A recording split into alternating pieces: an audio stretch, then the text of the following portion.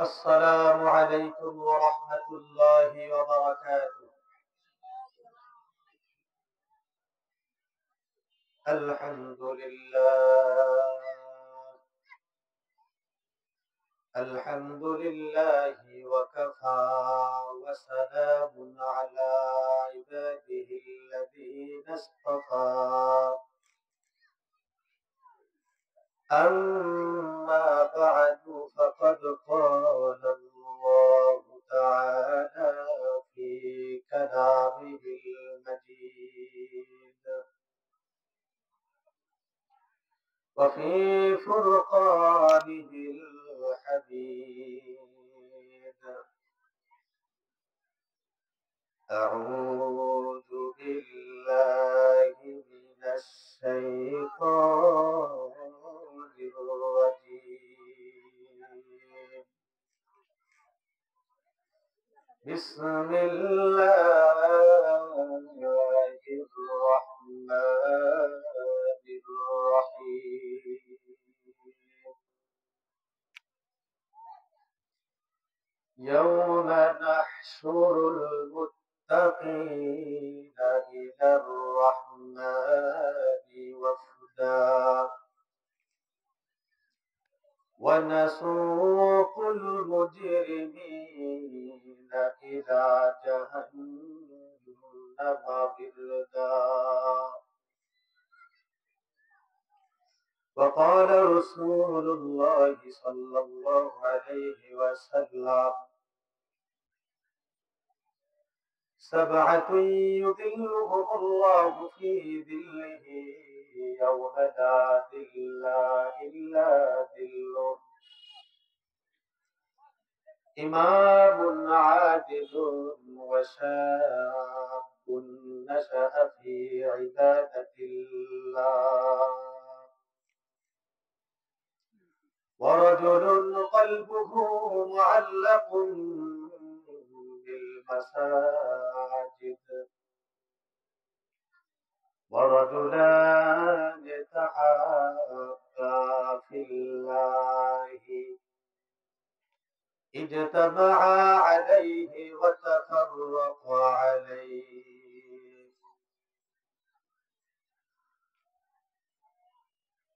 ورجل دعته امرأة ذات منصب وجمال فقال: إني أخاف الله. ورجل تصدق بصدقة فأخفاها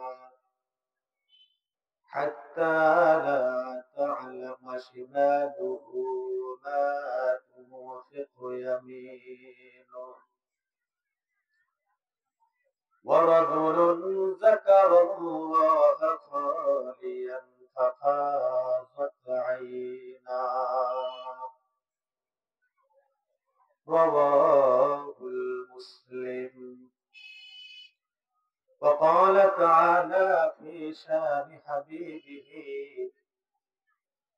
إن الله وملائكته يصلون على النبي يا أيها الذين آمنوا صلوا عليه وسلموا تسليما.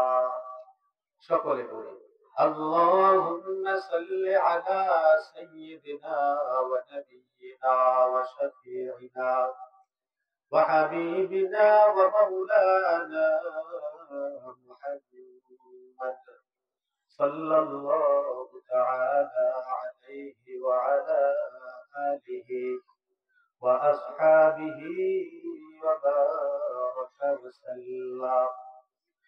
اللهم صل على سيدنا ونبينا وشفيعنا وحبيبنا ومولانا محمد صلى الله تعالى عليه وعلى آله وأصحابه وبارك وسلم.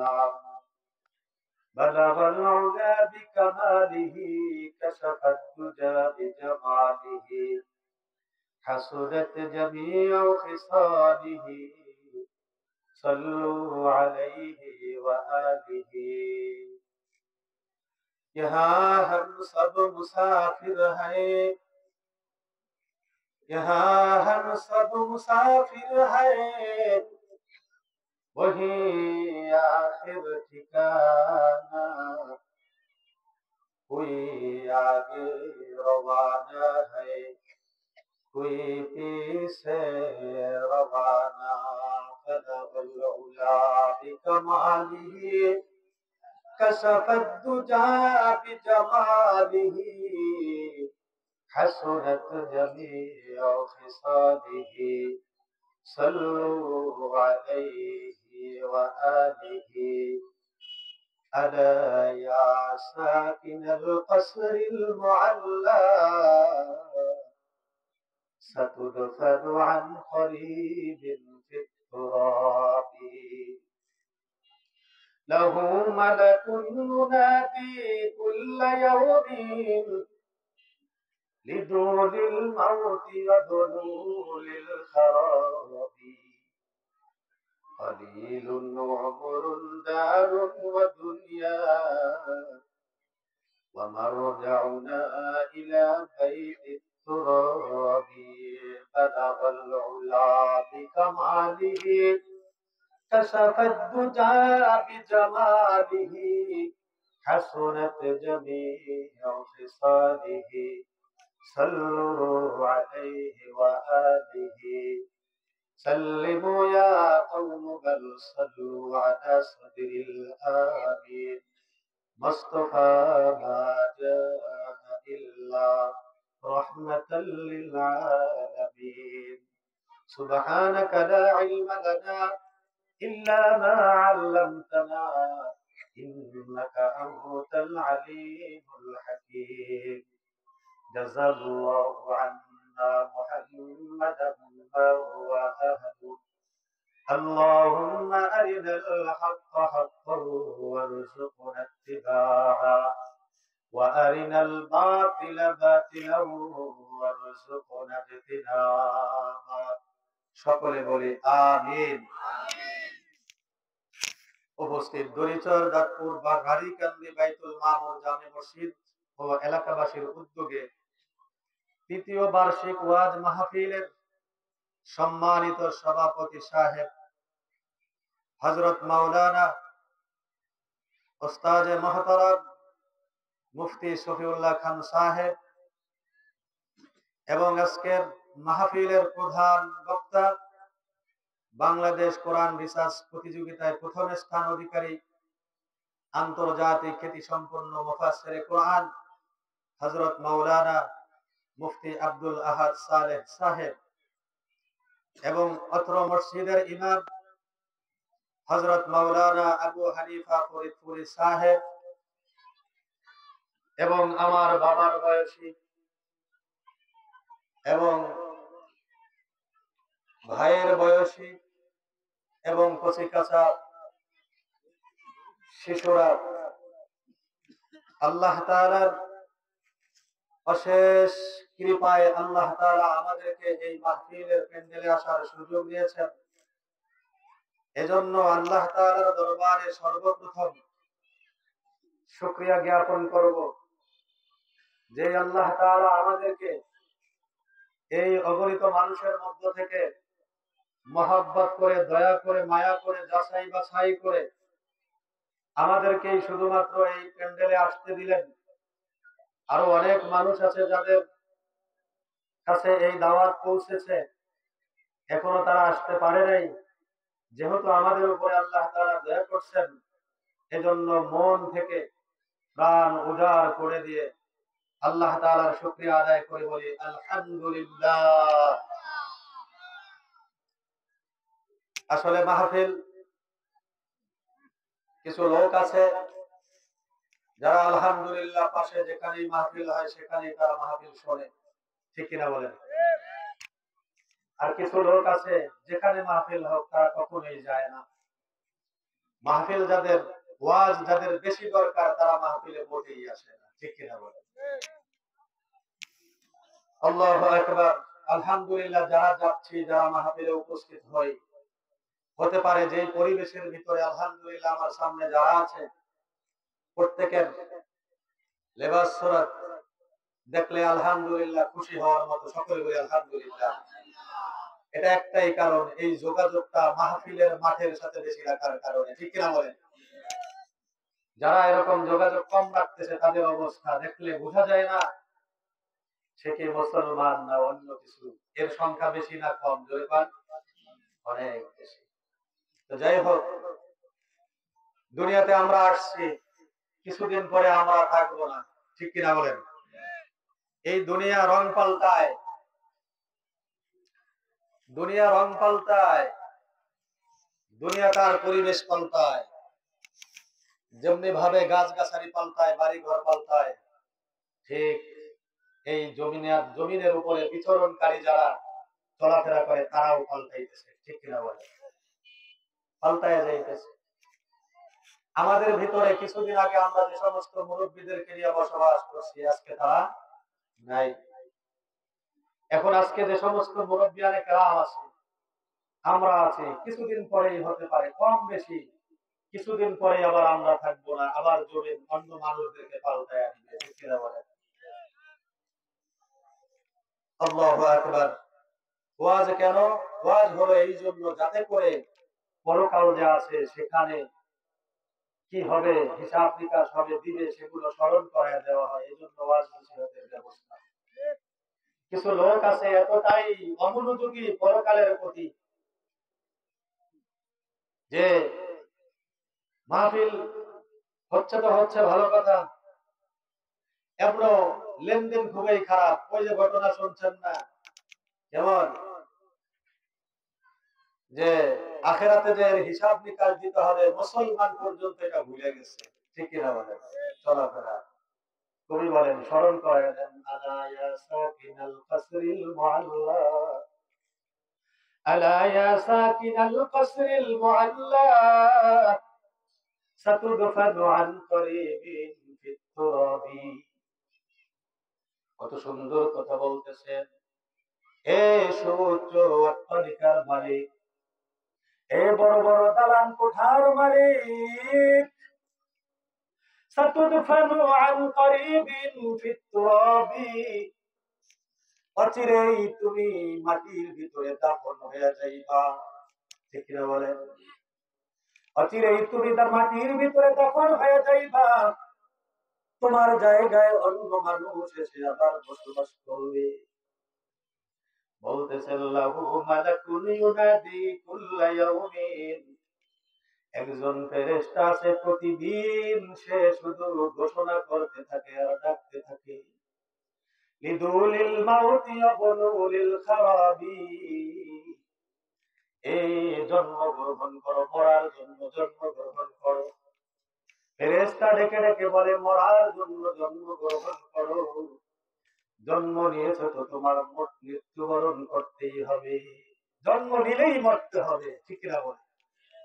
বুঝায় দেয় ফেরেশতা ডাকতে বলে, লিদুলিল মাউতি, মৃত্যুর জন্য জন্মগ্রহণ করো, ওয়াবনুলিল খারাবি, এবং বিল্ডিং বানাও, ঘর বানাও নষ্ট করে দেওয়ার জন্য।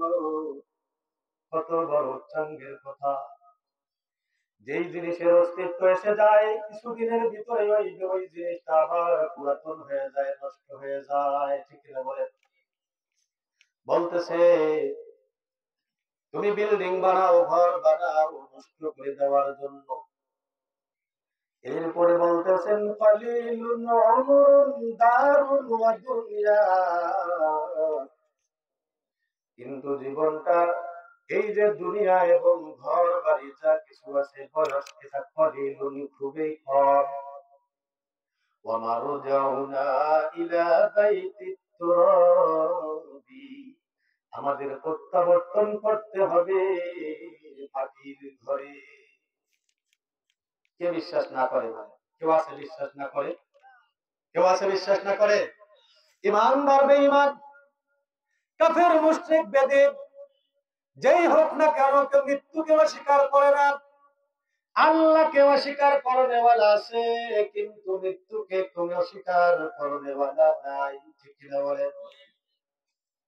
যিনি নাস্তিক আল্লাহকে অস্বীকার করে, আল্লাহ বলতে কিছু নাই, এমন মানুষও মৃত্যুকে স্বীকার করে। বলে বাবা, মৃত্যুকে স্বীকার করার ভিতরে ঈমানের বিন্দু মাত্র পরিমাণ নাই। মৃত্যুকে স্বীকার করার ভিতরে কোনো লাভ নাই। এটার ভিতরে লাভ নাই। লাভ কোথায় রয়ে গেছে? লাভ হলো এই মৃত্যুর পরে আবার জন্মগ্রহণ করবে, সেটা বিশ্বাস করলে হবে লাভ, নয়তো কোনো লাভ নাই। চলে যাবে আবার আরেকজন আসবে, এটা স্বাভাবিক। এর সাথে ধর্মের কোনো সম্পর্ক নাই। মৃত্যুকে বিশ্বাস করার সাথে ধর্মকে বিশ্বাস করার কোনো সম্পর্ক নাই। কার সাথে তাইলে সম্পর্ক? পরবর্তী সময়ের সাথে সম্পর্ক। ঈমানে মুজমালের ভিতরে আপনারা পড়েছেন আমানতু বিল্লাহি ওয়া মালাইকাতিহি ওয়া কুতুবিহি ওয়া রুসুলিহি ওয়াল ইয়াউমিল আখির ওয়াল কদরি খাইরিহি ওয়া শাররিহি মিনাল্লাহি তাআলা ওয়াল বা'থি বা'দাল মাউত। ৭ নম্বরে যেটা আছে ওয়াল বা'থি বা'দাল মাউত, মৃত্যুর পরে আবার উত্থান করা হবে। আল্লাহু আকবার। মৃত্যুর পরে জাগাবে, এই কথাটা যে বিশ্বাস করবে, তার কথার সাথে ঈমানের সম্পর্ক হবে, তার লাভ হবে। কারণ মৃত্যুর জীবনটা, মৃত্যুর পরের জীবনেই হলো আসল জীবন। মৃত্যুর আগের জীবনের কোনো গ্যারান্টি নাই। আছে নাকি বলেন? কেউ বলতে পারবে না, কেউ গ্যারান্টি দিয়ে বলতে পারবে না আমি আগামীকাল বেঁচে থাকবো। আল্লাহ বাঁচায় তাই বাঁচি, বছরের পর বছর বাঁচি, গ্যারান্টির কোনো কায়দা নাই। কিন্তু মৃত্যুর পরকালের পরে এটা কেমন কারো জিন্দেগি? আল্লাহ তাআলা বলেন মা ইনদাকুম ইয়ানফাদু ওয়া মা ইনদাল্লাহি বাক। আল্লাহ তাআলা বলেন বান্দারে, তোমাদের কাছে যা কিছু আছে এই জিনিসগুলো শেষ হয়ে যাবে, নিঃশেষ হয়ে যাবে, কিন্তু আল্লাহর কাছে যেই জিনিসগুলো আছে এগুলো কখনো শেষ হবে না। সুবহানাল্লাহ বলবেন না? আল্লাহ তাআলার কাছে যা আছে, আখিরাতের জিন্দেগি শুরু হবে আর কোনো শেষ ধরে কোন শেষ হবে না। সুখ শুরু হবে, কখনো শেষ। অশান্তি শুরু হবে, কখনো শেষ হবে না। তোমাদের কাছে যা আছে শেষ হয়ে যাবে, শেষ হয়ে যাবে। আল্লাহর কাছে যা আছে কখনো শেষ হবে না, এগুলো বাকি থাকবে। এই জন্য আমি কোরআনে কারীমের সূরা মারিয়ামের মধ্য থেকে 85 নম্বর আয়াত এবং 86 নম্বর আয়াত তেলাওয়াত করেছি, এবং রাসূল কারীম সাল্লাল্লাহু আলাইহি ওয়াসাল্লামের হাদিস সমূহের মধ্য থেকে একটা হাদিস এখানে উপস্থাপন করেছি। এই দুইটার আলোকে আমি কিছু কথা বলবো ইনশাআল্লাহ, যতটুকু সময় হয়, আল্লাহ যতটুকু সুযোগ আমাকে দেয়। এই পরকালের বিষয় নিয়ে আল্লাহ তাআলা বলতেছেন। এর আগেরটা, কারণ মৃত্যুকে সবাই বিশ্বাস করে, পরকালকে বিশ্বাস করে নাই কারা? কাফেরেরা। কারা করে নাই? এখন যারা আছে হিন্দুরা পরকালকে বিশ্বাস করে, কিন্তু ধরনটা ভিন্ন। শিরক করে অন্যদের সাথে, আল্লাহ তাআলার সাথে অন্যকে শিরক করে ওটাকে তারা অন্য পথ করে ফেলে। ইহুদিরা খ্রিস্টানেরা পরকালকে বিশ্বাস করে, তো কি করে? তারা শিরক করে। আর অন্য যারা আছে তারা পরকালকে বিশ্বাস করে। আরেকদল আছে নাস্তিক, তারা কোনো কিছুই বিশ্বাস করে না, আল্লাহ বলতেই নেই, আবার পরকাল আসে কোত্থেকে?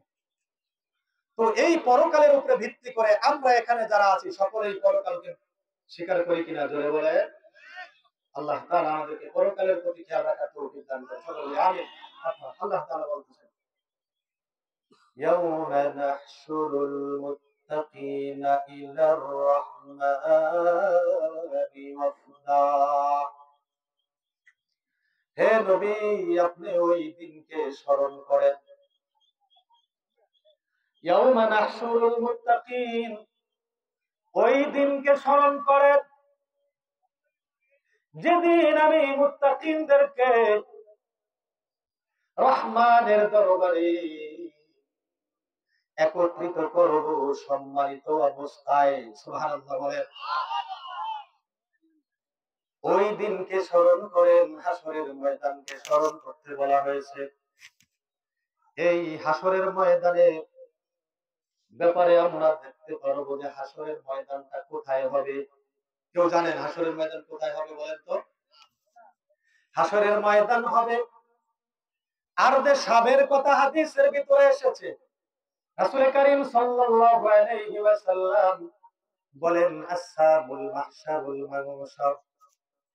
এই যে শাম দেশটা আছে, শাম দেশ, সিরিয়া, ফিলিস্তিন, জর্ডান, এই বিশাল এরিয়া নিয়ে যে জায়গাটা আছে এটার নাম হলো শাম দেশ। আল্লাহর হাবিব বলেন এই শাম দেশ হবে মানুষের হাসরের ময়দান। শাম দেশটা হবে হাসরের ময়দান। এই ময়দানের ভিতরে যে জমিন থাকবে, জমিনের অবস্থাটা কি হবে? জমিনের অবস্থাটা কি হবে? আমরা শুনছি যে জমিটা হবে তামার। শুনছেন এরকম? বলেন কেনা কেনা শুনছেন যে জমিটা তামার হবে? প্রায় লোকে হাসরের ময়দান তামার হবে বহু শুনছি। আসলে হাসরের ময়দান তামার হওয়ার কথা আমি কোথাও পাইলাম না। অনেক মেহনত করেছি, খুঁজেছি হাসরের ময়দানটা কিসের হবে। আল্লাহ পাক রব্বুল আলামিন সূরা ইব্রাহিমের ভিতরে 48 নম্বরের আয়াতের ভিতরে বলেন ইয়াউমা তুবাদদালুল আরদু গায়রাল আরদি ওয়াস সামাওয়াত। আল্লাহ তাআলা বলেন ওই দিন, হাসরের দিন, এই জমিনটাকে অন্য জমিন দ্বারা পরিবর্তন করে দেওয়া হবে। আল্লাহু আকবার। এই জমিটাকে গায়রাল আরদি, যেই জমি আছে এই জমি থাকবে না, অন্য জমি দ্বারা পরিবর্তন করে দেওয়া হবে। এবং আসমানকেও পরিবর্তন করে দেওয়া হবে। বর্তমানে যে কাঠামো আছে এই কাঠামো গুলো এই জমিনের ভিতরে থাকবে, আকাশের ভিতরে থাকবে না, জমিনের ভিতরে থাকবে না। জমিটার অবস্থা হবে কি? বর্তমানে জমির এবড়ো থেবড়ো অবস্থায়, এক জায়গা দিয়া গর্ত, আর এক জায়গা দিয়া উঁচা, পাহাড় আছে, গাছপালা আছে। আল্লাহ তাআলা পরিবর্তন এমন ভাবে করবেন এই জমিনের ভিতরে কোনো বাঁকা তেরা থাকবে না। লা তারা ফিহা আইওয়াজাও ওয়ালা আমতা। এই জমিনের ভিতরে কোনো বক্রতা দেখা যাবে না এবং উঁচু দেখা যাবে না। এই জমিটা তাহলে কিসের হবে? বুখারী শরীফের ভিতরে riwayat, আল্লাহর হাবিব সাল্লাল্লাহু আলাইহি ওয়াসাল্লাম বলেন, আল্লাহর হাবিব সাল্লাল্লাহু আলাইহি ওয়াসাল্লাম বলেন ইউহশারুন নাসু ইয়াওমাল কিয়ামাতি আলা আরদিন বাইদা আকরা। আল্লাহর হাবিব বলেন মানুষের দিন, মানুষকে কিয়ামতের দিন এমন জমির উপরে তাদের হাসর নাসর করা হবে আলা আরদিন বাইদা, সাদা ধবধবে জমি, তার রং হবে সাদা ধবধবে। আরদিন বাইদা আকরা, সাথে একটু লাগাইছেন আকরা বলা হয় এমন শব্দকে যার ভিতরে এমন রঙকে হালকা হালকা একটু লাল লাল মিশ্রিত থাকে। বাইদা শব্দ অর্থ হলো সাদা। আল্লাহর হাবিব বলেন এই সাদা ধবধবে লাল মিশ্রিত সাদা জমি কাকুর সাতিন নাকিয়ে, যেমন রুটিটা যেমন থাকে পরিষ্কার রুটি যার ভিতরে অন্য কোনো ময়লা বা অন্য কিছু মিশ্রণ করা হয় নাই, সাদা আর সাদা, এরকম হবে জমিনটা। এর ভিতরে কোনো বাঁকা তারা থাকবে না, উঁচু নিচু থাকবে না। ভাই কেন?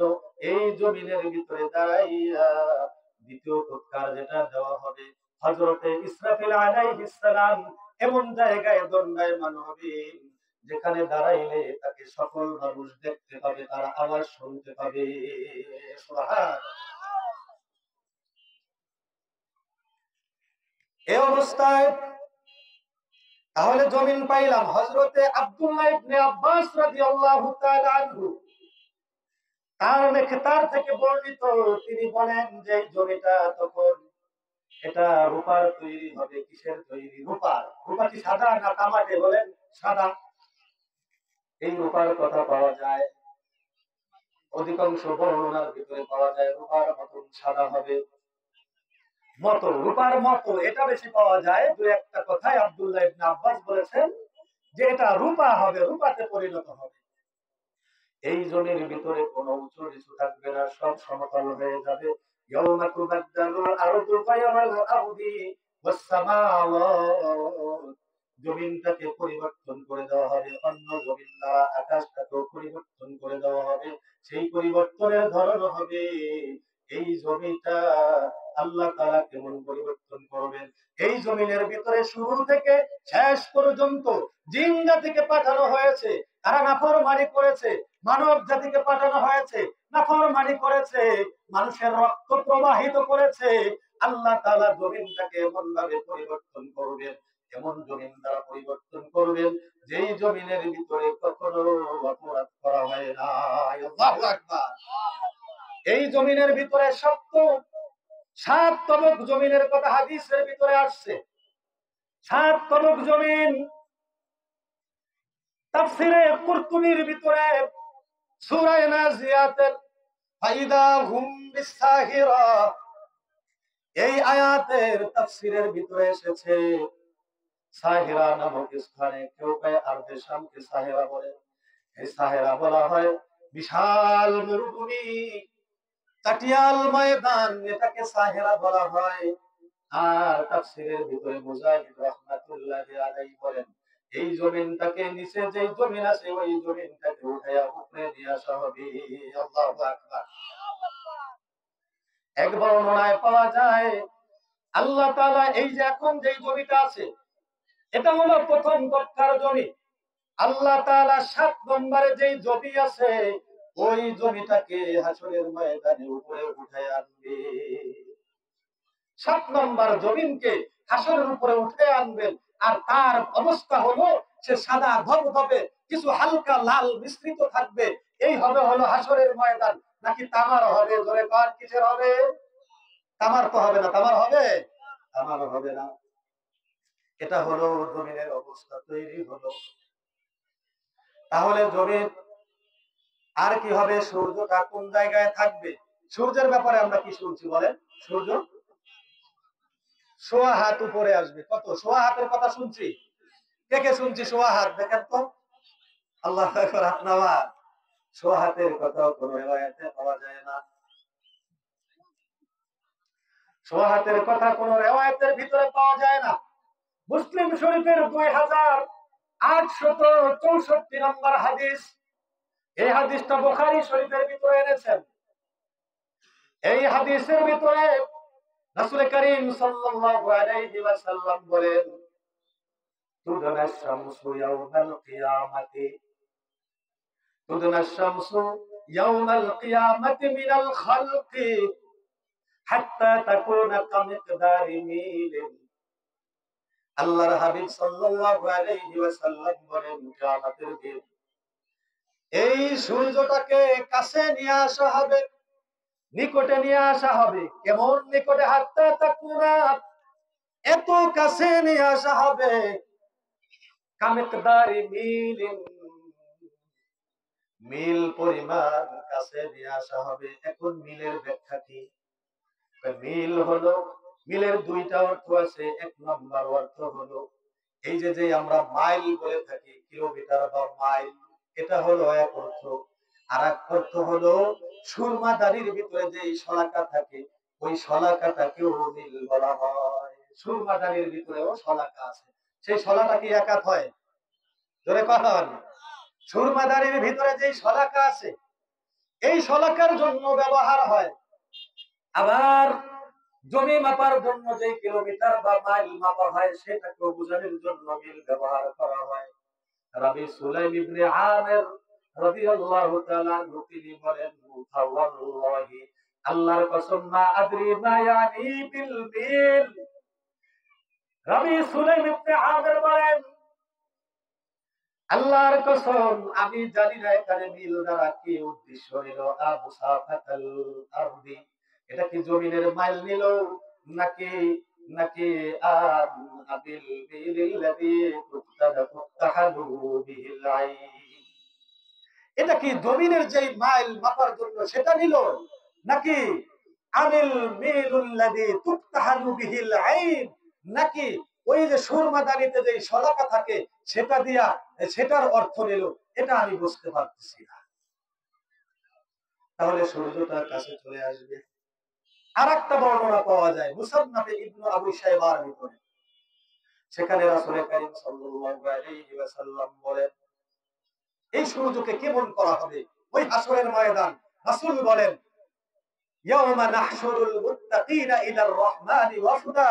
হে নবী, আপনি সেই হাসরের দিনের কথা স্মরণ করেন। স্মরণ করার দরকার আছে না নাই? এজন্য ওই দিনের কথা বলতেছেন। এই সূর্যটাকে রাবি হযরত আয়েশা রাদিয়াল্লাহু তাআলা আনহা থেকে বর্ণিত, তিনি বলেন, তুতাশ শামসু হাররা 10 সিনিন। এই সূর্যকে 10 বছর পর্যন্ত গরম করা হবে। কয় বছর? 10 বছর পর্যন্ত সূর্যকে গরম করা হবে। থুম্মা তুদরাশ শামসু মিন জামাজিলিন নাস। অতঃপর এই সূর্যকে মানুষের মাথার খুলির কাছে নিয়ে আসা হবে। মাথার খুলির কাছে নিয়ে আসা হবে। হাত্তা তাকুনা কাবা কাউসাইন।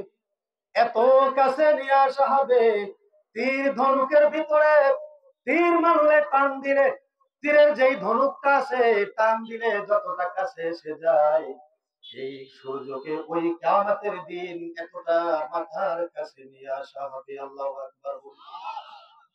বন্ধুরা আমার, সেই হাসরের দিনের কথা মনে রাখতে হবে কি হবে না বলে? এই হাসরের বিভীষিকাময় অবস্থা। এরপরে রাবি বলেন মুসলিম শরীফের বর্ণনায়, ফায়াকুনুন নাসু আলা কদরি আমালিহিম। এই যে ময়দান, চাটিয়াল ময়দান, এই ময়দানের ভিতরে মানুষগুলো তাদের আমল অনুযায়ী থাকবে। এখানে অবস্থাটা হবে হলো যে তাদের আমল অনুযায়ী তাদের সাথে ময়দানে ব্যবহার করা হবে। তাদের অবস্থাটা কি হবে? ফামিনহুম মাইয়াকুনা ইলা রুকবাতাইহি। যে তারা এই ময়দানে থাকতে থাকতে তাদের ভিতরে এত ঘাম ঝরবে, শরীরের ভিতর থেকে এত ঘাম ঝরবে, এই ঘামগুলো এক একজনের এক একটা পর্যায়ে পৌঁছে যাবে।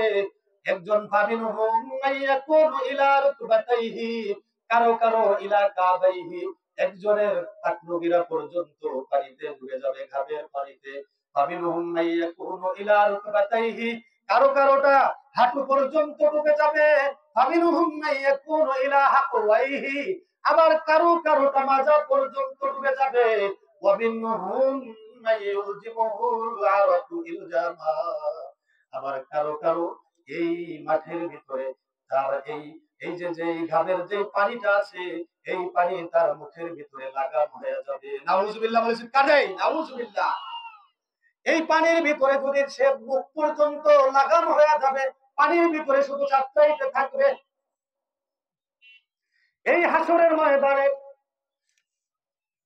টাকনুগিরা পর্যন্ত যাদের হলো আমলটা তাদের কিছুটা ভালো, ঠিক কিনা বলেন? তারা কিছুটা তাদের থেকে ভালো আছে না? হাঁটু পর্যন্ত যাদের আছে তারাও কিছুটা ভালো আছে, যাদের মাজা পর্যন্ত আছে তারাও কিছুটা ভালো আছে। কিন্তু যাদের মুখ পর্যন্ত পৌঁছে গেছে সাতরায়, তাদের অবস্থাটা কেমন হবে এটা তো বোঝানো বড় দায়। ভুক্তভোগী ছাড়া কেউ বুঝতে পারবে না, ঠিক কিনা বলেন? ভুক্তভোগী ছাড়া কেউ বুঝবে ওই দিনের এই বিভীষিকাময়ের কথা? কোন সন্দেহ আছে যে এমন একটা দিন আসবে? জোরে বলেন, কোন সন্দেহ আছে? কোন সন্দেহ নাই তো? তাহলে সেই হিসাবে ভালো থাকার জন্য কিছু কাজ করার দরকার আছে না? এক নাস্তিক, এক হুজুর এরকম ভাবে বয়ান করতেছিলেন এই হাসরের ময়দানের অবস্থাটা নিয়ে। যখন বলছেন এক একজনের অবস্থা এক এক রকম হবে, টাকনুগিরা পর্যন্ত, হাঁটু পর্যন্ত, মাজা পর্যন্ত এবং মুখ পর্যন্ত সাঁতরাবে, এই কথা যখন বলছে, এবার ওই নাস্তিক হুজুররে ডাকদা বলে, হুজুর রাখেন, একটা জবাব দেন আগে। কি জবাব? হাসরের ময়দানটা কি সমান হবে না উঁচু নিচু হবে? আগেই তো বললাম সমান হবে, ঠিক না বলেন? এরে বলছে পরে কয় সমান হবে। এবার বলে তাহলে আপনি গাঁজাখুরি কথা ছাড়তে পারেন না, নাউজুবিল্লাহ বলেন। কেমন একই সমান থাকলে এক একজন লোকের এক এক রকম হয় কেমনে? ওই যুক্তি ছাড়া কিছুই বোঝে না দুনিয়া ছাড়া। নাস্তিক তো আল্লাহকে তো চেনে না, আল্লাহর খবর নেই। এবার বুজুর্গের কাছে যখন এই প্রশ্ন করছে, বুজুর্গের কাছে জবাব চায়, বুজুর্গ জবাব দিবে। বুজুর্গ ওয়াজ করতেছে, হুজুর আমার জবাব দেন। বলে বাবা তোমার গায়ের জামাটা খোলো। জামা খুলছে?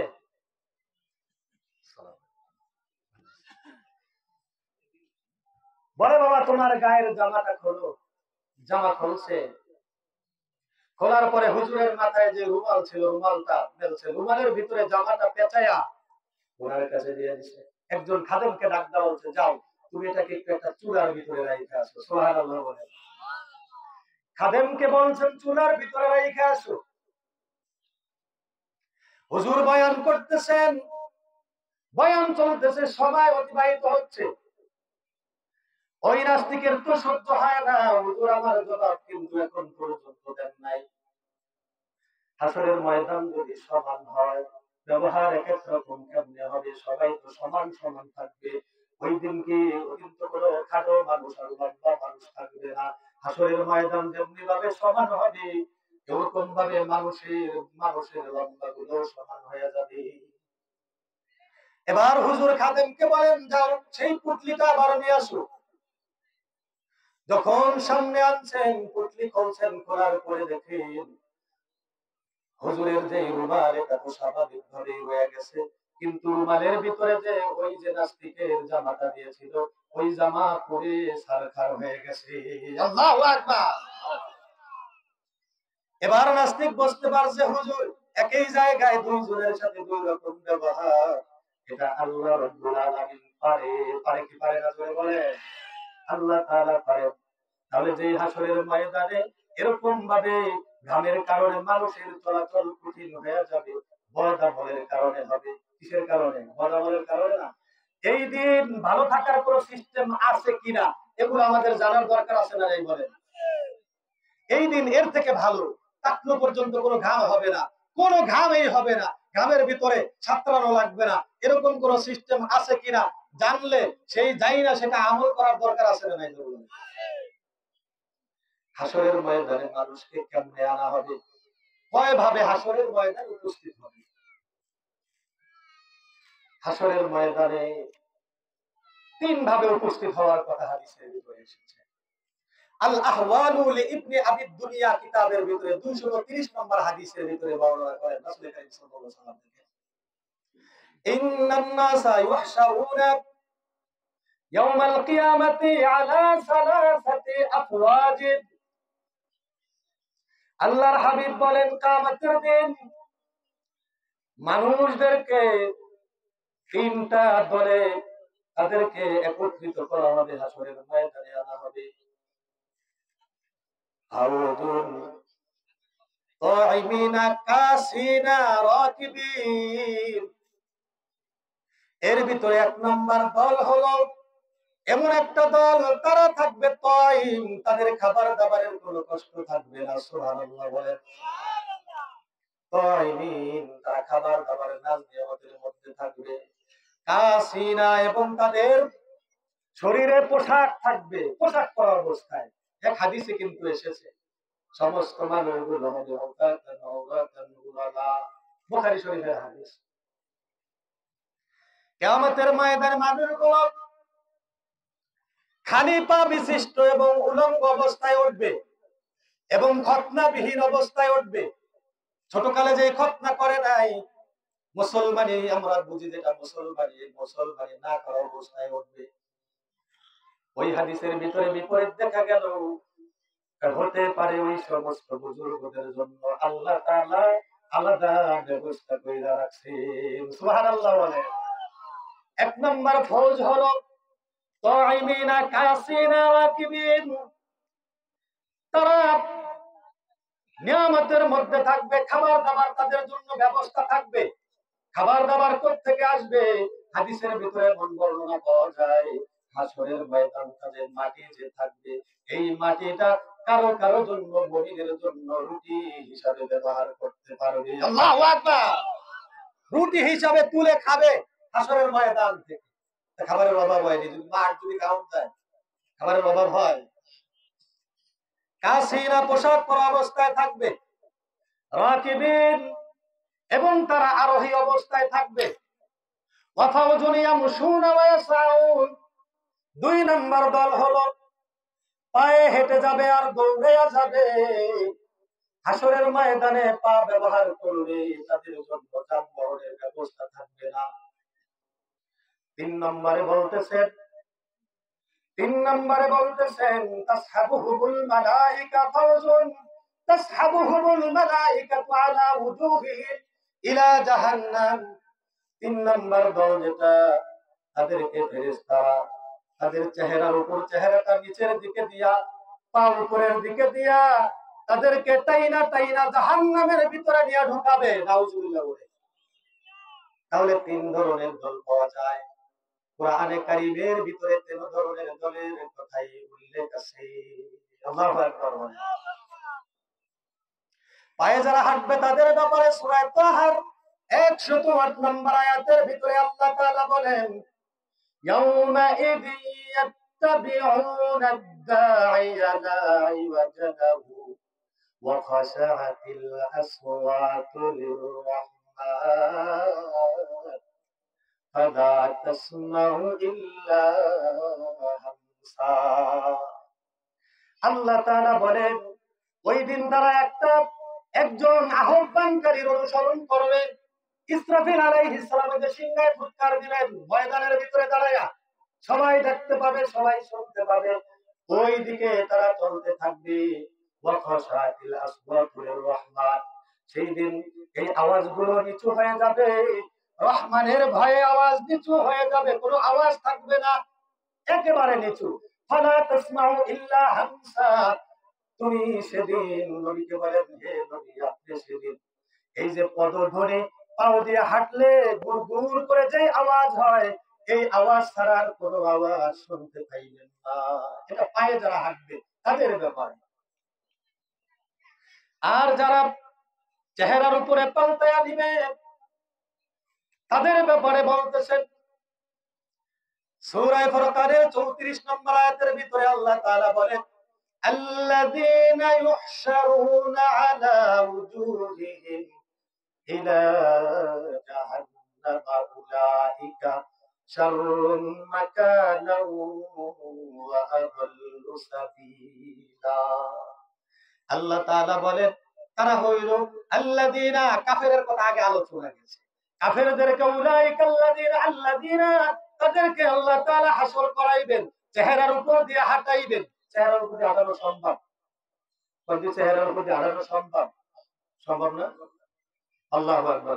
আড়াইবো কে ডাকে? আড়াইবো ধরে কন। যেই আল্লাহ পা দিয়ে হাঁটাইতে পারে, ওই আল্লাহ মাথা নিচে দিয়ে হাঁটাইতে পারে কি পারে না? জোরে বলেন। এটাই কথা সাহাবায়ে কেরামদের ভিতরে বলা হয়েছিল, পারে কি পারে না? বলে যে আল্লাহ পা দিয়ে হাঁটাইতে পারে, ওই আল্লাহ মাথা নিচে দিকে দিয়েও হাঁটাইতে পারে। হাঁটানোর কোনো দরকার নাই, বলছে কি করবে? ওয়ানাসুকুল মুজরিমিনা ইলা জাহান্নামা বিরদা, টেনে টেনে নিয়ে যাবে। তাসহাবুহুমুল মালাইকাতু, ফেরেশতারা তাদেরকে টানতে থাকবে, পা উপরের দিকে দিয়া টানবো। নিজে তো আরামে হাঁটার সুযোগ নেই, তো টানতে টানতে নিব। সূরা বনী ইসরাঈলের ভিতরে 97 নম্বর আয়াতের ভিতরে আল্লাহ তাআলা বলেন, ওয়ানাহশুরুহুম ইয়াওমাল কিয়ামাতি আলা উজুহিহিম উমিয়াও ওয়া বুকমাও ওয়া সুম্মা। আমি সেদিন তাদেরকে হাসর করব এমন অবস্থায়, চেহারার উপরে তাদেরকে টেনে নিব, হাঁটায় নিব। আর তারা থাকবে উমিয়াও, অন্ধ, বধির এবং উমিয়া, অন্ধ, বোবা আর হলো কানা। হদিয়া, অন্ধ, বুকমা, বোবা, সুম্মা, বধির, তেরোটা তাদের ভিতরে থাকবে, কোনোটাই তারা কিছু করতে পারবে না। তাহলে এটা হলো কাদের অবস্থা? জোরে বলেন, কাদের? কাফেরদের। জোরে বলেন, কাদের? কাফের, বেঈমানদের। আগের যে দুইটা দল এটা হলো মুমিনের, এটা কাগজ দল ধরে বলেন। তাহলে যারা ওই দিন যারা নিয়ামতের ভিতরে থাকবে, নিয়ামত প্রাপ্ত থাকবে, তাদের কোনো কষ্ট হবে না। ওই দল হওয়ার জন্য চেষ্টা করার দরকার আছে না নাই? জোরে বলেন। ওই দল কারা? ওই দলের কথাই আল্লাহ তাআলা সূরা মারিয়ামের 85 নম্বর আয়াতের ভিতরে আল্লাহ তাআলা বলেন, ইয়াউমা নাহশুরুল মুত্তাকিনা ইলার রহমানি ওয়াফদা। আল্লাহ তাআলা বলেন, হে নবী ওই দিনকে স্মরণ করেন যেদিন আমি মুত্তাকিনদেরকে সম্মানিত অবস্থায় দয়াময়ের কাছে একত্রিত করব। সুবহানাল্লাহ বলেন। আল্লাহ তাআলা মুত্তাকিনদের নেবেন। এই মুত্তাকিনদের অবস্থাটা থাকবে এই হালাত। তাদের অবস্থা কি? তাফসীরে কুরতুবীর ভিতরে আসছে, অনেক বর্ণনা আসছে। তো এখান থেকে হযরত আলী রাদিয়াল্লাহু তাআলা আনহু যখন এই আয়াত নাযিল হয়, হযরত আলী রাদিয়াল্লাহু তাআলা আনহু এই যে ওয়াফদুল শব্দ, ওয়াফদ কাকে বলে? প্রতিনিধি দল যখন আসে, এবার আলী রাদিয়াল্লাহু তাআলা আনহু রাসূল করিম সাল্লাল্লাহু আলাইহি ওয়াসাল্লামকে ডাক দিয়ে বলেন, ইয়া রাসূলুল্লাহ ইন্নী ক্বাদ রাআইতুল মুলুকা ওয়া উফুদাহুম। হে আল্লাহর নবী, আমি অনেক রাজা বাদশাদেরকে দেখেছি এবং তাদের প্রতিনিধি দলকে দেখেছি। লাম আরা ওয়াফদান ইল্লা রুকবানা, এমন কোন প্রতিনিধি দল দেখি নাই যারা আরোহী অবস্থায় আসে নাই। অর্থাৎ যত প্রতিনিধি দল আসছে তারা আরোহণ করা অবস্থায় আসছেন। তাদের আরোহণ করার জন্য যানের ব্যবস্থা ছিল, উটের ব্যবস্থা ছিল, ঘোড়ার ব্যবস্থা ছিল। হে আল্লাহর নবী, এই সমস্ত রাজা বাদশাদের যত প্রতিনিধি দল তারা তো আরোহণ করে ঘোড়ায় চড়ে, উটে করে ঘোড়ায় চড়ে তারা আরোহণ করে। তাহলে আল্লাহর ওয়াফদের অবস্থাটা কি? আল্লাহর যে প্রতিনিধি দল তাদের অবস্থা কি হবে সেটা জিজ্ঞাসা করলেন। রাসূল বলেন, ফাকালা রাসূলুল্লাহ সাল্লাল্লাহু আলাইহি ওয়াসাল্লাম, আমা আন্নাহুম লা ইউহশারুন আলা আকদামিহিম। শুনে রাখো, আল্লাহর ওয়াফদ তারা, আল্লাহর প্রতিনিধি দল তারা, আল্লাহর কাছে সম্মানিত দল তারা হবে যাদেরকে আল্লাহ তাআলা তাদের পায়ে দিয়ে হাসর, পায়ে হাঁটায় হাসর করাইবেন না। আল্লাহু আকবার বলে, পায়ে হাঁটাবেন না, কষ্ট দিবেন না। সুবহানাল্লাহ, আল্লাহু আকবার বলে। আল্লাহ তাআলা তাদের কি করবেন না। এরা কারা? আল্লাহ কিন্তু মুত্তাকিদের কথা বলছেন। কাদের কথা বলছেন? মুত্তাকিনদের বলতেছেন। লা ইউহশারুনা আলা আকদামিহিম, তাদেরকে তাদের পা দ্বারা তিনি হাঁটাইবেন না, হাঁটায় হাসর করাইবেন না। ওয়ালা ইউসাকুনা সাওকা, এবং তাদেরকে টেনেও নেওয়া হবে না।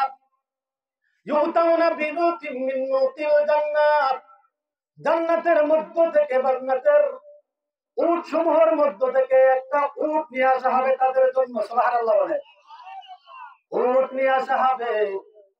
লাম ইয়ানজুরিল খালাইকু ইলা মিথলিহা, এমন উট আনা হবে যার মতন উট কোন মাখলুকাত দেখে নাই আজ পর্যন্ত। সুবহানাল্লাহ বলে, অন্য ধরনের আদিম ধরনের উট আল্লাহ তাআলা তাদের জন্য এনে দিবেন। আনার পরে তারা কি করবেন? রিহালুহা আয-যাহাবু, আর যেই গদি হবে এটা হবে স্বর্ণের। ধরে বলেন সুবহানাল্লাহ। ওয়া জিমামুহা আয-যাবারজাদু, আর তার যেই লাগাম হবে এটা জবরজতের হবে, জবরজত পাথর। ফায়ারকাবুনাহা, উটকে আনা হলে এটার উপরে তারা চড়ে বসবে, চলতে থাকবে চলতে থাকবে, হাত্তা ইয়াকুরু বাবাল জান্নাহ। চলতে চলতে চলতে চলতে এই যে কবর থেকে ওঠার পরে এই আরোহণের উপরে চলতে চলতে চলতে চলতে একেবারে জান্নাতের দরজায় যায় টোকা মারবে। আল্লাহু আকবার। মুত্তাকি হইতে মন চায়? হইতে পারবেন? কার কার আশা আছে? ইনশাআল্লাহ। আল্লাহ তাআলা সকলকে কবুল করেন। সকল বলি আমিন। মুত্তাকি হলে সবচাইতে সেফ। হাসরের ময়দান থেকে আল্লাহ তাআলা আলাদাভাবে হেফাজত করবেন, সেভ করবেন মুত্তাকি হতে পারলে। মুত্তাকি কারে কয়? প্রতিদিন 2 থেকে 3 ওয়াক্ত নামাজ পড়লে মুত্তাকি হওয়া যায়। দুর্বল এই 2-3 ওয়াক্ত পড়লেই পারলো, হারলে পড়লাম, না হলে না হলাম। কি কয়? 2 ওয়াক্ত মায়ের যাইবো, এতে যে আপনি যাইবো, আসে না নাই? নামাজ পড়ে কিন্তু মাঝে মাঝে মায়ের জায়গা যায় না, একক তো কি মায়ের দেওয়া যাবে? আহারে, মুত্তাকির একটা দরজা আছে। এক নম্বরে আল্লাহ তাআলা যত কাজকে ফরজ করেছেন সমস্ত কাজগুলো করতে হবে, যত কাজ ওয়াজিব করেছেন সমস্ত কাজগুলোকে করতে হবে। আল্লাহ তাআলা যত কিছুকে হারাম করেছেন সমস্ত হারামগুলোকে বর্জন করতে হবে। এমনকি সুন্নাতের পায়রবি করবে। যদি কোন বিষয় দিয়ে সন্দেহ থাকে, এটা হালাল না হারাম আমার জানা নাই, আমার কাছে দ্বন্দ্ব লাগতেছে, হালাল না হারাম আমি ক্লিয়ার না, একদিক দিয়ে দেখলে মনে হয় হালাল, আর একদিক দিয়ে দেখলে মনে হয় হারাম, এর নাম হলো সন্দেহ। এই সন্দেহ বস্তু থেকে যতক্ষণ না বাঁচতে পারবে, সন্দিহান জিনিস যতক্ষণ কেউ না ছাড়বে, হারাম তো দূরের কথা, হারাম কামের ভিতরে লিপ্ত থাইকা মুত্তাকি হওয়ার কল্পনা করলে হবে? জোরে বলে হবে? জীবনেও হবে না। সন্দিহান বিষয়গুলোকে পরিত্যাগ করে দিতে হবে। মাসালা একটা নিয়ে গেছে, এক হুজুর পায় এরকম আর এক হুজুর পায় এরকম, দেখবো কোন হুজুরের তা মানলে কোনো বিপদেই থাকে না, ওইটার নামই হলো তাকওয়া। কি ঠিক কিনা বলে? জোরে বলেন। যেইটার ভিতরে কোনো রিস্ক নাই মোটেও, এইটার উপরে আমল করাটার নাম হলো তাকওয়া। আর যেটার ভিতরে রিস্ক আছে ওই তাকওয়া থেকে সরে গেছে। এখন কি হতে পারে? এটাকে এক হাদিসের ভিতরে আল্লাহর হাবিব সাল্লাল্লাহু আলাইহি ওয়াসাল্লাম বুঝিয়েছেন, এই সন্দেহের ভিতরে পতিত হয় হইলে ওই ব্যক্তির মতো যে ব্যক্তি চারণ ভূমিতে এই ফসলের পাশে তার গরু চড়াইতেছে, হতে পারে অচিরেই তার গরু ওখান থেকে দুই সের খাবার খাইয়া ফেলেন। কি ঠিক কিনা বলেন? গরু রাখতে যান না আপনারা ধান ক্ষেতের পাশে, ওই যে পানি দিয়া যে ড্রেন দেয়, অনেক গাছ জন্মায়, অনেকে যায় মাঝে মধ্যে খাবারটা খায়, খায় কি খায় না, এই খায়া ফেলায়, কাছে যাওয়া যাবে না। এই সন্দিহান বিষয়কে ছেড়ে দিতে হবে। দেখেন কত দূর কঠোরতা করেছেন হযরতে ওমর রাদিয়াল্লাহু তাআলা। তিনি তার তাকওয়ার মাপের অবস্থাটা দিয়েছেন। কেমন দিয়েছেন বলে, নাদাউ তিসাতা আশারিল হালালি। ওমর রাদিয়াল্লাহু তাআলা বলে মুত্তাকিনদের সরদার, ঠিক কিনা বলেন? মুত্তাকিনদের ইমাম, মুত্তাকিনদের নেতা এই ওমর ফারুক রাদিয়াল্লাহু তাআলা আনহু বলেন, নাদাউ তিসাতা আশারিল হালালি মাখাফাতা আন নাকা ফিল হারাম। বলতেছেন আমরা তো হালালের মধ্য থেকে 10 ভাগের 9 ভাগ ছাইরা দিতাম। সুবহানাল্লাহ বলেন। হালাল, যেটা হালাল এরকম বিষয়ে কেউ বসতে বসতে ফিকির করতে করতে 10 ভাগের 9 ভাগ আমরা ছাইরা দিতাম। কেন? হয় যাতে করে মাখা ফাতা আন্নাকা ফিল হারাম, হারামের ভিতরে পতিত হওয়ার ভয়ের কারণে 10 ভাগের 9 ভাগ ছাইরা দিতাম, শুধু 1 ভাগ গ্রহণ করতাম। হযরতে আবু বকর রাদিয়াল্লাহু তাআলা আনহু বলেন, নাতরুকু 70 বাবাম মিনাল হালাল।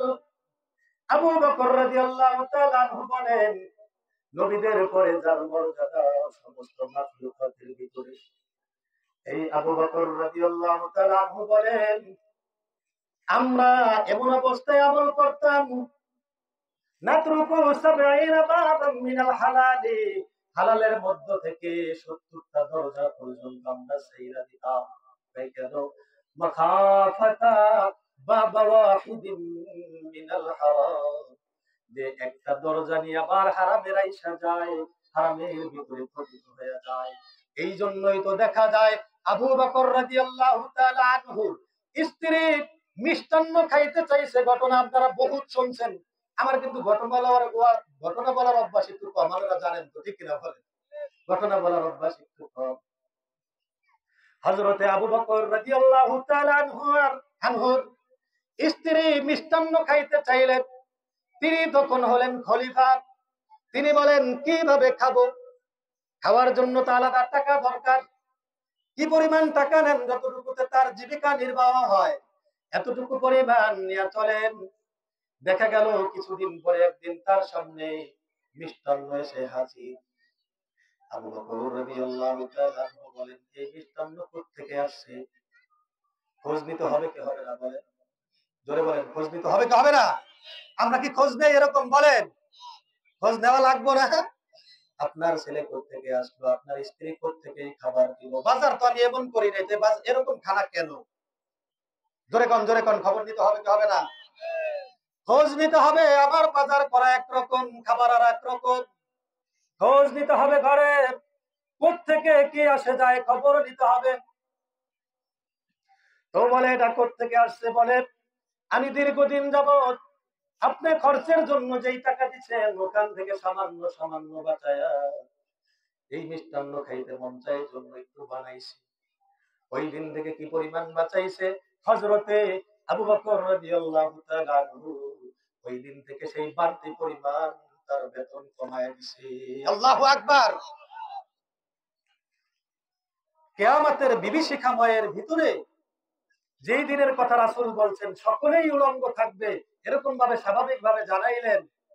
সবাইকে হাসরের ময়দানে যাইতে হবে।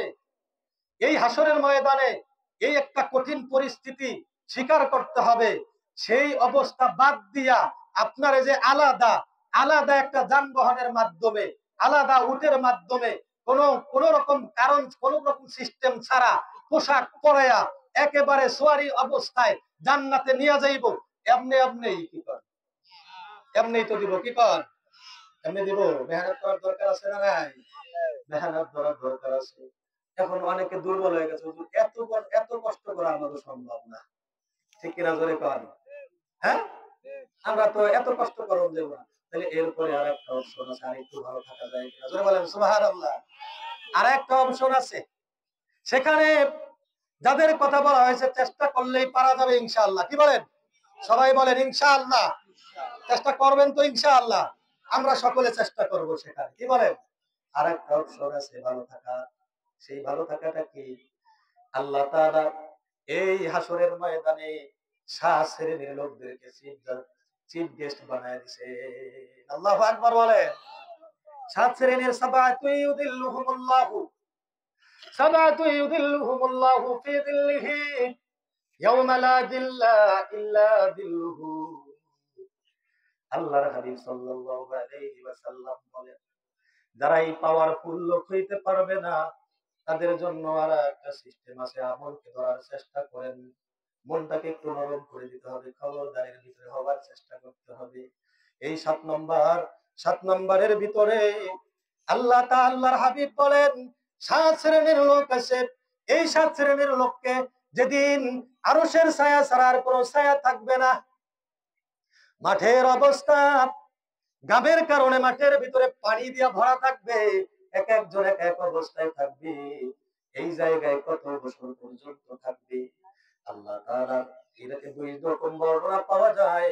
ওয়া ইন্না ইয়াওমান ইনদা রাব্বিকা কাআলফি সানাতিন মিম্মা তাউদ্দুন। 1000 বছর পর্যন্ত যদি কোনো মানুষ লাগাম হয়ে যায়, এই ঘাম যদি লাগাম হয়ে যায় আর সাতরায়, এমন মানুষ যদি 1000 বছর ওখানে থাকে, আর শাস্তির দরকার আছে? চিৎকার দা বলেন, আর শাস্তির দরকার আছে? এরপরে অন্য অন্য আয়াতের ভিতরে আসছে তার উল মালাইকাতু ওয়ার রূহু ফি ইয়াউমিন কানা মিকদারুহু 50 আলফা সানা। 50,000 বছরের কথাও আবার আসছে।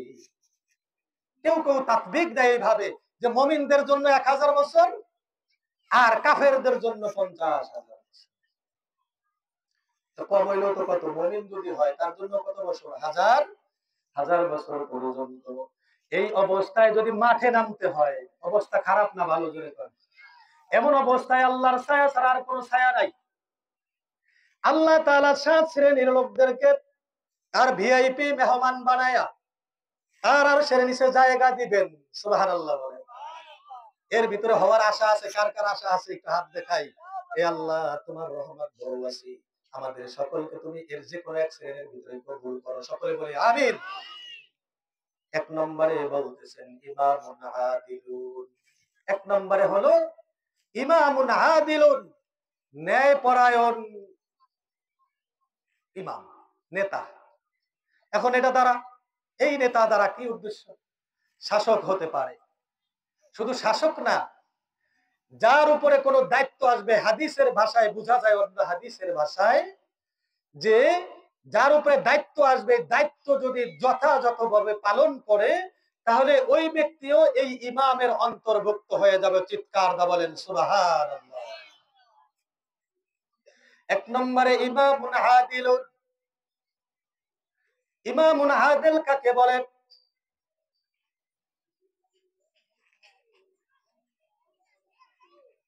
ইমামুন আদিল কাকে বলে? যিনি আল্লাহ তাআলার দেওয়া বিধান অনুযায়ী যিনি কর্ম সম্পাদন করেন তাকে বলা হয় ইমামুন আদিল। সময় অল্প, 7 প্রকার কয়া দিলে এর ভিতর থেকে যেটা মুনাসিব হয় একটা নিয়ে মেহনত শুরু করে দিব ইনশাআল্লাহ। রাজি আছি তো? রাজি আছি না? হাসরের ময়দানে যে ব্যক্তি আরশের নিচে ছায়া পাইল সে কিন্তু কি হয়ে গেল? সে সফল কাম কিনা? জোরে কর। সে সফল কাম কিনা? এর মাঠে নামা লাগবে না, সে তো আলাদা মেহমান, তার সাথে হিসাব নিকাশটা হবে আলাদা ভাবে, ঠিক কিনা বলেন? এক নম্বরে ইমামুন আদিলুন। এই ইমামুন আদিলুনের বহু বড় ফজিলত। এদের এক হাদিসের ভিতরে আসছে ইমামুন আদিলের এক একটা কাজের জন্য তার আমলের দাম হলো ৭০ আমা। ৭০ বছর নফল ইবাদত করলে যে সওয়াব, আর এই ন্যায়ের উপরে প্রতিষ্ঠিত থাকতে পারলে যে কোনো কাজ আদায় করলে ৭০ বছরের সওয়াব আল্লাহ তাআলা দান করবে। চিৎকার দা বলি। এখন বলতেছে অন্য হাদিসে আসছে ইন্নাল মুকসিতিনা ইনদাল্লাহি ইয়াউমাল কিয়ামাতি আলা মানাবিরা মিন নূর। যারা মুকসিত, ন্যায় পরায়ণ, সঠিকভাবে হুকুম দেয়, এরা আল্লাহ তাআলার ডান পাশে আন ইয়ামিনির রহমান, আল্লাহ তাআলার ডান পাশে নূরের মেম্বার থাকবে। নূরের মেম্বারের উপরে আল্লাহ তাআলা বসায় দিবেন। সুবহানাল্লাহ বলেন। নবী বলেন ওয়াকিলতা ইয়াদাইহি ইয়ামিনুন। আল্লাহ তাআলার উভয় হাতেই হলো ইয়ামিন, তার বাম বলতে কিছু নাই। এরপরে বলেন আল্লাযীনা ইয়াদিলুনা ফি হুকমিহিম। যারা তাদের হুকুমের ব্যাপারে সামান্য ছোট একটা দরবার আসছে, এলাকার ভিতরে আসে কি আসে না? দরবার আসলেই ডাক দেয়, ডাক দেয়, ডাক দেয়, কি ডাক দেয় না? এই ডাকের ভিতরে গেলে সে অন্যায় কোনো হুকুম দেয় না, কথা যেটা বলে ন্যায় বলে, অন্যায় কোনো কথা বলে না। ওই জায়গায় হকের উপরে প্রতিষ্ঠিত থাইকা আল্লাযীনা ইয়াদিলুনা ফি হুকমিহিম, সে তার হুকুমের ভিতরে ইনসাফ প্রতিষ্ঠা করে, জুলুম করে না, আর একজনের উপরে রাগ হয় না, আর একজনের টাকা খায়া হুকুম দেয় না, সঠিক ফয়সালা করে আসে। ওয়া আহলিহিম, এবং তার আহলের ভিতরে তার পরিবার বর্গ যারা আছে তাদের ব্যাপারেও কারো জন্য পার্সিয়ালিটি করে না, সঠিকভাবে সেখানে সে কাজ করে। ওয়ামা ওয়ালু, এবং যে দায়িত্ব তাদেরকে দেওয়া হয়েছে সেই দায়িত্বটা সঠিকভাবে পালন করে। এই লোকগুলোকে আল্লাহ তাআলা কিয়ামতের দিন আল্লাহ তাআলার ডানে নূরের মেম্বারের উপরে বসায় দিবে। সুবহানাল্লাহ। ছায়ার নিচে থাকবে বসে। 2 নম্বরে বলে এইটা শাসক। তাইলে যদি রাজা হওয়া দরকার হইতো, দেশের মন্ত্রী প্রধানমন্ত্রী হওয়া দরকার হইতো, তাইলে অসম্ভব ছিল।